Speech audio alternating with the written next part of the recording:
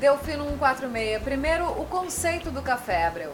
Eu comento sempre que é o objetivo do espaço, muito mais do que ser um espaço apenas gastronômico, ele é um espaço de convívio e a ideia é que as pessoas se encontrem, troquem conteúdo de uma maneira espontânea ou provocada. Eu me apropriei, eu e meus sócios, de uma galeria, era uma galeria das gravuras do Juarez Machado. Bem longa? Bem longa, um retângulo comprido e, claro, aí a gente tinha dificuldades de layout e também a gente não tinha o acesso para a rua. E o acesso para a rua, para mim, era uma das coisas mais importantes. Até minha ligação como arquiteto e urbanista, dessa relação interior com o exterior. Tinha que ter uma comunicação muito importante com o espaço externo. Foi aí que eu criei uma porta deslizante, que ela é um grande portão, na verdade. Ela se comunica, faz com que o espaço se abra para a calçada, para o jardim, enfim. A porta já é vedete, ela é vermelha? Ela é vermelha, é um vermelho intenso, bem fechado, que a gente chama até de marsala. É Delfino 146, café e conexões. Por isso essas muitas possibilidades de assentos e de permanência aqui? Foram criados, na verdade, vários pequenos lounges ou corners que as pessoas podem escolher de acordo com o grupo, a sua atmosfera do dia. Digamos que tu venhas com um grupo de 5 amigas, vamos se espalhar no sofá. Então tem aquele clima de sinta-se em casa e se jogar no sofá mesmo para falar de tudo um pouco, tomar um café, um vinho, espumante, enfim. E estava falando da questão do nome Delfino, né? Delfino até porque é o nome da rua, Luiz Delfino, é importante a gente colocar que Luiz Delfino foi um poeta, parnasianista, ele foi contemporâneo ao Cruz de Souza, inclusive pela crítica na época ele era tão conhecido, tão importante quanto o nosso poeta maior de Santa Catarina. Então a gente fez uma alusão ao nome do Luiz Delfino, chamamos de Delfino, carinhosamente Delfino 146. Outra possibilidade de assento é essa banqueta mais alta, na entrada do café. Eu acho que esse espaço do bar, que criou um bar de 90 centímetros, então ele não é um bar nem alto nem baixo, ele é intermediário. E tem a assinatura ali das banquetas do Jader Almeida, que são bem simples, e eu acho que era um pouco isso que a gente queria. Mas é um espaço que ele é muito democrático, as pessoas às vezes vêm sozinha. Onde é que eu sento? Fica intimidado. Então, a gente que está ali perto do caixa e tal, então a gente agrupa essas pessoas e uma que está sozinha fica amiga da outra do lado. Então eu acho que o bar é muito democrático, acho que ele veio com essa proposta. Tem o desenho que tu observaste bem, que é uma plataforma em balanço, né? Então é um bar todo em corian, com uma estrutura metálica interna. Então ele deu uma leveza para o desenho e, enfim, inseriu com o contexto. Então eu acho que o bar é um elemento importante dentro desse café, desse conjunto. Essas pendentes reforçam esse clima intimista do balcão, Abreu? As pendentes elas são simples, tem um ar um pouco industrial, mas elas são lâmpadas com filamentos. Então tem essa cor mais amarelada, dá um aconchego, busca a luz que se assemelha um pouco à cor da luz do sol. Então a iluminação acho que é um elemento que a gente se preocupou bastante para dar esse aconchego e com um ar de casa.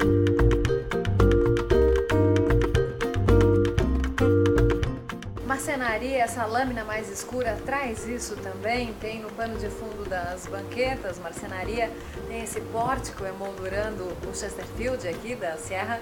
Isso, acho que a marcenaria e a gente ter conseguido uma lâmina de madeira, ela remete também a esses elementos naturais, né? O couro, a madeira natural e a estante que ela tem esse fechamento de das extremidades, meu objetivo da estante não era ser uma estante decorativa, né? Até tem o artesanato da ilha, né? Mas enfim, a ideia era ser uma estante que a pessoa pudesse vir aqui buscar, pegar um livro, ler, ficar 2, 3 horas, enfim, a estante não é decorativa, é para ser usada. Fora essa pegada cult, que outro depoimento tinha que ter esse projeto, Abreu? Eu senti um perfuminho de fazano aqui. Fazano de São Paulo.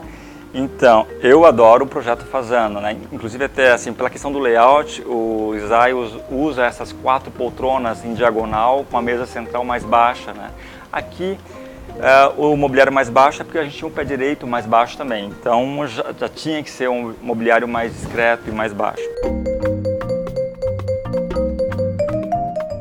Elegância sem ostentação, elegância sem afetação, Abreu? Eu acho que sim, até teve um comentário que me marcou bastante. Alguém comentou assim, tem uma certa sofisticação, mas sem a glamorização. Eu acho que pode ter coisa sofisticada, peças assinadas, inclusive assinadas, mas são designers catarinenses, são designers do sul do país. Enfim, a gente está valorizando o que é brasileiro também. Então acho que a gente pode mostrar que a gente pode ter uma arquitetura sofisticada com coisas nacionais, né? Então eu acho que eu defendo muito essa bandeira de ter essa autoestima brasileira. Uma essência de anos 60, de arquitetura modernista aqui também, em Abreu?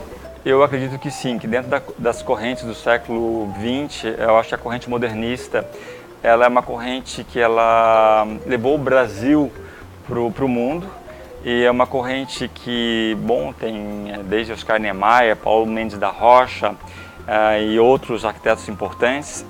Eu acho que a corrente modernista ela vai sempre influenciar, né, com esse caráter dela de funcionalidade, objetividade, enfim, eu sou também um discípulo do modernista. Aí veio esse Chesterfield mais surrado, mais classudo. A história do Chesterfield ele veio por dois motivos. Um, porque ele está inserido quase que dentro da biblioteca. Eu acho que nada mais combina com livros, biblioteca, como um Chesterfield, que os ingleses amam muito a história dos livros. E também a gente já tinha várias peças assinadas por designers catarinenses, designers brasileiros. E até no material que foi colocado, que é um couro mais surrado, então as pessoas não têm medo de roubar uma bebida, um espumante, um vinho, que seja. Então é essa a ideia de as pessoas se sentirem à vontade. Eu acho que o Chesterfield ele veio para fechar esta cena.